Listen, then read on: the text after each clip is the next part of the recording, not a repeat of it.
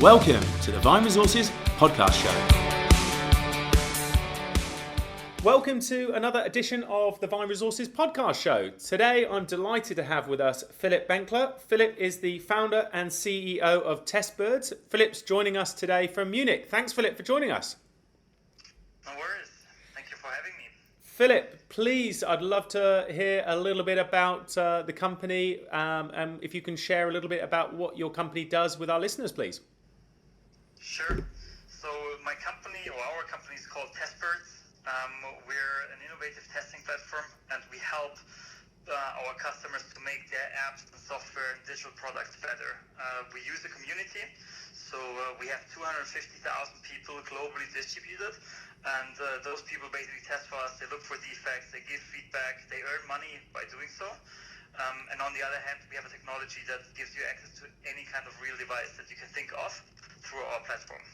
Fantastic. And where may your typical customer be located, and what type of industries perhaps? So customers are typically located in Europe because we're headquartered here in Munich. We have offices in London, Amsterdam, and Stockholm. So typically that's where roundabout our customers are usually. But in a digital world, we have global customers. So we have customers in North America, in Asia as well. So that's basically customers that we have across the globe. I think we are not really an industry focus, so it works basically for any kind of company, because if we're honest, every company goes through a digital transformation process. All of them go somewhere digital. Yep. And all of them need to have more digital applications, more digital solutions, and we are one part of helping fulfilling their digital transformations. So we work for large banks, for large insurance, for retail, for telcos, and so on and so forth, across all different industries. Brilliant. And I know you said you have about 100 employees in the company, but with a community worldwide of over, 250,000. Is that right? Yeah. So the community, 250,000 people, and we have at least one tester in every country in the world. Wow. For a few years now. Yeah. That's amazing. And look, can you share with us, Philipp, what a typical day in the business looks like for you as the leader? I'd love to find out. Yeah, it's actually a very good one. There isn't a typical day. I think that's the honest answer. My most typical day is the Monday, where, because my role, maybe I start with that, my role as CEO is also overseeing the sales teams. And Monday is in our sales cadence, the sales day. So we start with a team meeting, we have a pipeline review that takes the first few hours. What I usually spend lots of time over a typical week is spending in lots of many one-on-ones. So one of the concepts that I really like is spending time with the team, so with the direct reports. So most of them have at least an hour weekly one-on-one that fills up at least a day, if not more, followed by a few team meetings. And I'm still doing sales, so I'm still handling a few of our customers. Many customers that we had like in the first years in 2011, 2012, because I still like to feel what the customer needs are. So there are customer meetings and travel time, also to our other offices outside of Munich. So that's what usually fills up my time, plus interviewing people, because you just mentioned we're going towards the 100. So we're hiring a few people every month currently. So obviously that comes down to a lot of interviews as well. What's the working language there in Munich? The office language? It's a bit of everything. The base language is English. I think we have 12 nationalities and 10-ish languages or so.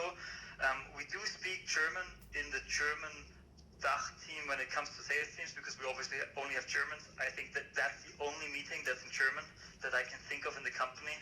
All the others are in English. And sometimes I hear other languages because we have two colleagues from one country and they speak in their language. I have no idea what they're talking about, but that's fine. That's accepted. That's definitely. Brilliant. A real multicultural environment down there. That's fantastic to hear. And look, can you name someone who's perhaps had an impact on you as a leader? Maybe it was even a mentor to you, and I'd love to know how that's also influenced and impacted your life so far. Yeah, interesting. I think I can't name one person what I would say I love this person, that's like my role model or something. I think there are many aspects. What is important for me currently is like everything that goes into a modern organization. But also here, I'm more interested in several books and blogs and stuff on people who write about it and share their ideas. To be honest, I have more examples on what I've experienced that I decided I don't want to do it that way. I want to do it the opposite way. So what was driving me not to become an employee, but start my own company and go into the risk and through a few tough years, to be honest, as well, was that I was never really happy for me as a person, as Philipp, in most of the companies I used to work for before. So it was all down by very hierarchical leadership, by less transparency, by command and control, how tasks have been distributed. And for me, this was one of the key things was in a few internships that I said, I don't want to work in such an environment. I've seen now 6-7 companies, all of them are similar. If I want to start my company, or if I start a company, we want to make it different. So it was more, although this sounds quite negative, for me this was very positive and it was very energizing to show that I have the flexibility to start my own thing and with my own values and to create a company and an organization that fits more my values. That's amazing. And obviously it's amazing how you've grown the community already so quickly. What's around employee engagement? Obviously that's a very important part within an organisation and the development of the company. So what are you doing within the top to keep your employees engaged? That's one of the key challenges, to be honest, is finding the right talents, and once you have them, to keep them engaged. And maybe I'll explain briefly what we believe in and what I personally believe in is to give as much freedom as possible.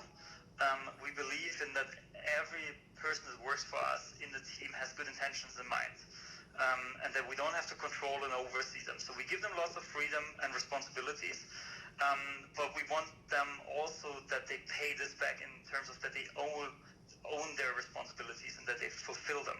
So we pay a lot, or we think that self-leadership, distributing responsibilities into the team. Some of our new members who join the company don't even figure out who's an intern and who has been here for many years, because you don't feel it, because interns have lots of responsibilities as well. And we feel that this drives engagement. That is the key intrinsic motivator. If you see that you can fulfill yourself within an organization, that you can drive change, and that you can do stuff out of the ordinary. So you have your role, but we have an ideation process where every of our employees can start a new service, so can come up with a new idea, and there's a clearly defined process how we can bring that to life. And we feel, and I think that's also the feedback we get, that increases engagement. Sure, we also have all the other stuff like personal development budgets, that you have drinks and beer and fruits and stuff for free. But I think it comes down to being very transparent, sharing responsibilities, listening to your team. Doing lots of things there. And obviously fun parts, like we have half yearly, we call them bird flyouts, where everyone comes down to Munich. We go somewhere in the Bavarian outback towards the Alps, and we have a nice offsite where we do some team activity, obviously some fun, some more fun towards the night, but also some workshop style where we look into the organization, less the services and customers, more into the organization, how we want to improve the organization. And topics like home office is flexible, working hours are totally flexible. Those are results of such bird flyouts. Brilliant. What do you think, Philipp, is the biggest challenge facing leaders or business leaders particularly at the moment? Yeah, I think it's attracting talent and retaining and growing the talent that you hired. In our IT business, where it's not driven by machines and stuff, where it's really driven by the people and the IP that you generate with them. I think, and then for us as a startup, we're growing for us quite fast, and obviously that comes up with lots of challenges all the time when it comes down to communication, to organizational style, and lots of many things related to this, so that you pay enough attention besides, obviously, we need to sell, we need to go to the markets, we need to deliver. These are all the obvious things for me. But if you don't forget, hey, your company is growing, and what works today might not work tomorrow, and you have to change it yesterday, or you need to be aware of yesterday so that you can change it tomorrow. And it's so fast, everything, so that you always be aware whatever works now might not work tomorrow. What's the best piece of business advice you've ever received that you could share with us? When I was a student, we were organizing a workshop kind of event, and we had the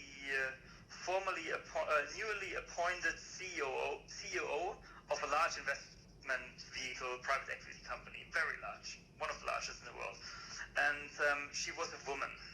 And the guy asked, what do I need to do to get your job? And he was kind of pushy and not in a very nice way. And he was basically challenging, why is a woman there? And I was like, what are you asking? And I thought she could now stand up and basically tell him what is going on. However, she gave the best advice I've ever received. And she said, to get into my position, you need to hire the best people. Everyone individually is better in the job that he's doing than you are. And then you can get this job. And that was the best advice I ever received. Amazing. So true as well. What's the one mistake you've witnessed business leaders making more than any?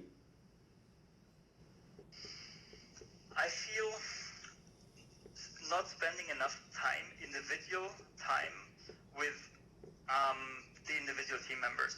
So I heard, I'm not sure if it was Horowitz in his book, Hard Things About Hard Things. I think he mentioned if you're not spending an hour or half an hour every week with your key employees, you're not a leader.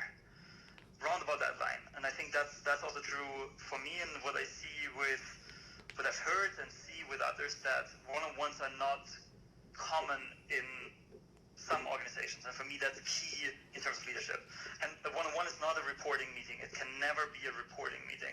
This is more about feelings, what's going well, what isn't going well, what do you want to change. Questions like one very powerful question, if you would have my job as CEO, what would you change today?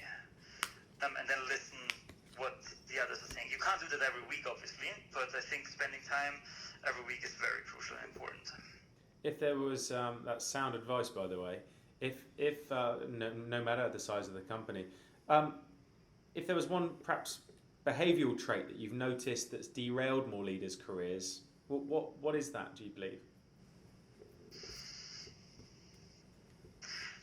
I think I can only speak for me. What took me a little longer to accept and to understand is that to give away responsibilities and to trust in the team. I think I always had trust in the team, but I thought, oh no, I still have to hold on to this. I've been doing that for 3 years. I can't give it away. But for us, particularly our company's growing, if you grow, you can't do the same thing over and over again, because there will be new and more stuff coming onto your plate. So I think one of the key issues is that people don't distribute the responsibilities fully. They always try to still be in touch. I think it's important that you hand it over completely and tell the person you've handed over, you own this thing. You can ask me for advice, but please don't ask me for approval. If your industry is changing quite quickly, the industries that you support are changing, how do you think you see that adapting over the next couple of years, and how will that also affect your ability to attract and retain the right talent for you? Yeah, I think on one hand, the fortunate thing is that we'll have more and more people going and studying and working in technology. So we have a larger potential marketplace. On the other side, we have more companies competing for those talents, the so-called war of talents. I think what our idea is that, and I mentioned that a few times, is the way we run this organization, the way we give responsibilities out to junior people already. And I think that will be key in order to continue to attract talent. What will change over time is automation will make some jobs that they will not be required anymore, but they will open up fields for new job roles that we cannot think of yet. And I think if you're a leader and the first mover in those new job descriptions, you can implement them as well, and you become one of the role models or kinds of companies where you live, new roles, new job descriptions, a new kind of organization model. I think that can be a benefit at the end of the day.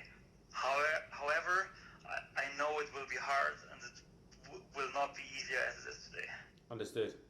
If you were giving your 20-year-old self advice, if you were looking back now, Philipp, what's the one thing, looking back now in hindsight, that you'd probably give yourself as advice? I think I would tell myself to continue to follow your instinct and your heart. I think that's what I've done, and I'm quite happy with where I am right now. And obviously there is, you have the question, you have like a very good university degree stuff, and you get job offers and stuff, and then you decide to go the startup way. And I think I would just reassure myself, do what you feel is the right thing, and it will turn out to be successful. Brilliant. Philipp, thanks for sharing that with us, and thanks very much for taking the time out on a late Friday afternoon down there in Germany. Philipp, what's the best way for people to reach out to you, to get in touch with the company if they want to find out more about TestBirds or yourself? Any channel I guess is possible. You can go on testbirds.com or .de for the Germans, but .com is the main. You can follow us on Twitter at TestBirds. Or reach out to myself on LinkedIn. I think if you look for my name, Philipp Benkler, there you will only find one, so that's an easy one with my last name. Fantastic. Yeah. Thank you very much. Well, look, thanks so much for joining us, and I wish you all the best for the rest of the year. Thank you, David.